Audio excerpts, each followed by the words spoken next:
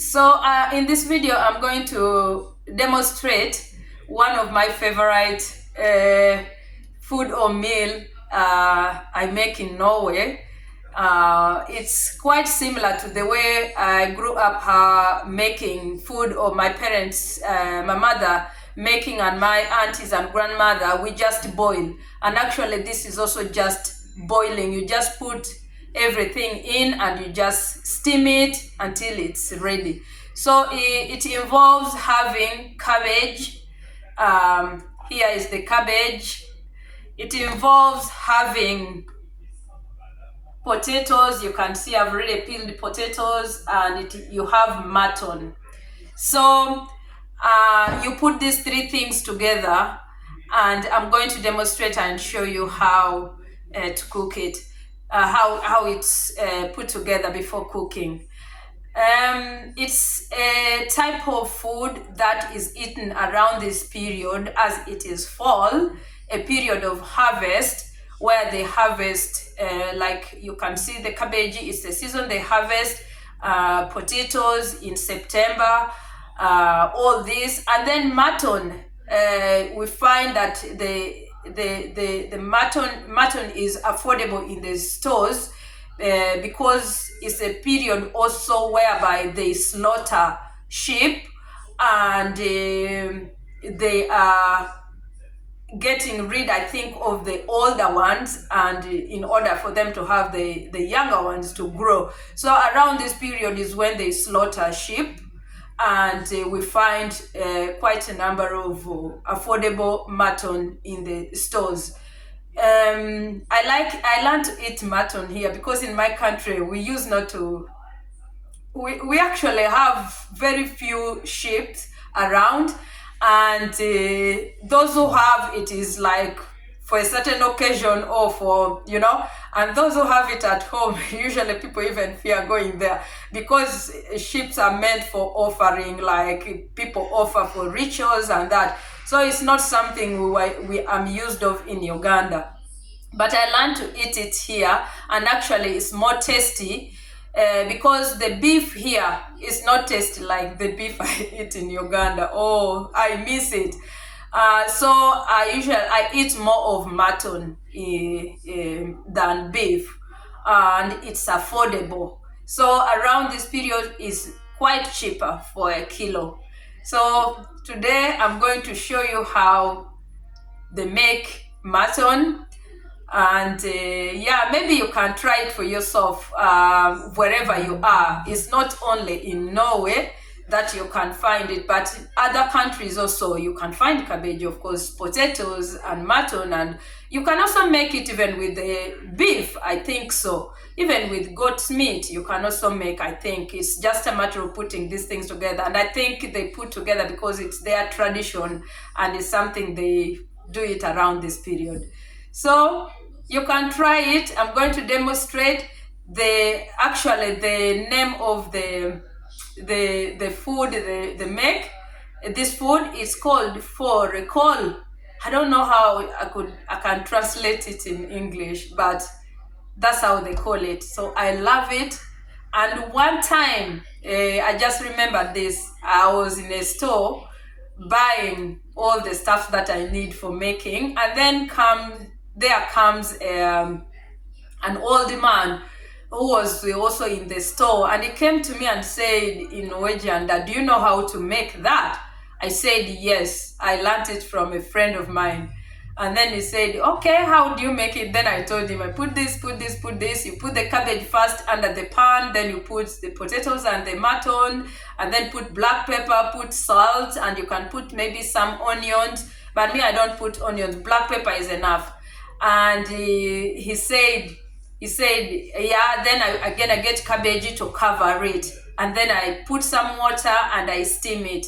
So when I told him that, then he said that, yeah, then you know how to make it. But it is better to eat it a day after. That you let it sleep, cook it a day before and eat it the day after. Try that. Actually, I did that and I tried it. I liked it. There's the taste the aroma. You find that the black pepper has really gone in it. Then you're tasting that kind of chili, the black pepper taste and the aroma of black pepper, cabbage, all this stuff mixed together. I really enjoyed it, and since that day I make it a day before and then I eat it the next day. So here we go. I'm going to demonstrate how I'm making. Just a moment. Okay, now I'm going to start putting the things. I already have cabbage, I have the potatoes, I have the mutton, I have black pepper. Sorry, this is not black pepper. I got a different thing. I find black pepper. I have black pepper here. Yeah, and then I have salt.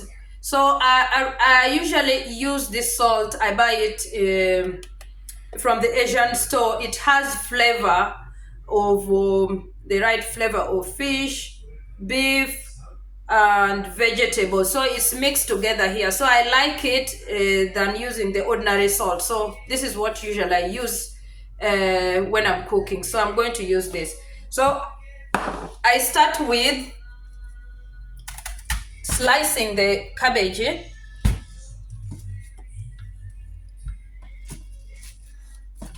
It's a bit hard.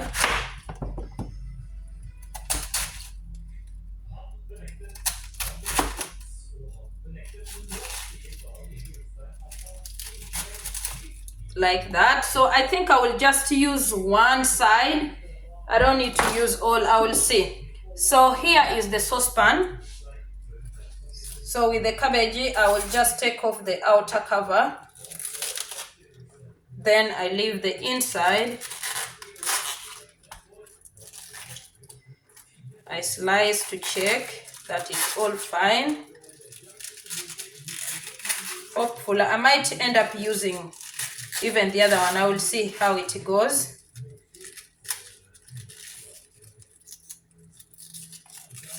Like this. So I start spreading the cabbage, like putting it flat in the pan. Flat in the pan. It's up to you to put how much you want, because this is also you're going to eat it. So I usually put quite enough because I like cabbage too. So there you go. And then I just start mixing. I'm like putting potatoes and yeah. So another thing that I learned here in Norway, that was it was a cultural shock to me. And when I went to a friend and I was asked how many potatoes we are going to cook, but how many potatoes are you going to eat? In my country, you don't ask a guest. But now I've learned that the reason why they are asking, they don't want to waste food. If you're going to eat two, then we are saving the rest for another day. So I just keep mixing like this. I put in between the mutton, and then I put potatoes in between. Then what I have to do now is just hang on there. I now have to put the black pepper. I use this side, I think. I just sprinkle around. Yeah, my children, they tolerate this. They can eat it because they eat chili. So I put quite, yeah, that will really go enough. That's enough, I think. I just estimate. So I don't have measurements. I estimate. The same with salt. Me, I just estimate. That's how I grew up in my country. We just use our eyes. I just use my eyes and I know, okay, I think this salt is enough. Then I just sprinkle. But this salt is like flavored. It's not very, yeah, it's not direct salt that will be too much if I put. Yeah, then I think that's enough. And then the next thing is I have to put water. So just a moment.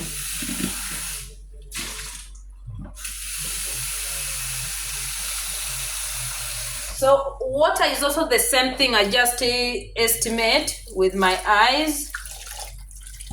know that, okay, I think this is enough, because as you cook it slowly, the water will not will not really, I think that level is enough. So I put water and then I just try to shake it around so that the salt gets to dissolve and the pepper goes around like that, as you can see, so that everything has at least water mixed with salt. Then the next thing is I'm just covering it with cabbage again, like that. I'm just putting the cabbage on top. I thought I was going to use the halfway, but I think I need to use more. So that's it. So I take off this outer cover and I continue covering the potatoes and the beef. It's like in my country when we are cooking, we use banana leaves to cover food, but here now I'm using this cabbage and we are going to eat it, but the banana leaves we don't eat. So I'm using this to cover. This is one of the best meals I like in Norway. So after covering, I think that's enough. I don't need more, so I save this. I use this actually for making, I make omelette. I use cabbage and carrots when I'm making my lunch. So that will be for that. So right now that is done. Then I just cover like this and I'm going to put on the, so that was it. I finished putting everything and then I covered it. The pan is here now, cooking in the plate, on the plate. It's going to cook slowly. It's 6 p.m. I will let it cook maybe until the time when I go to bed, for like 3.5 hours now. Then I will just leave there. Then tomorrow when we come back, we just reheat it again and we enjoy it. I hope you can try this for yourself. It's called fårikål. It's very tasty, just boiled. Be blessed. Bye for now.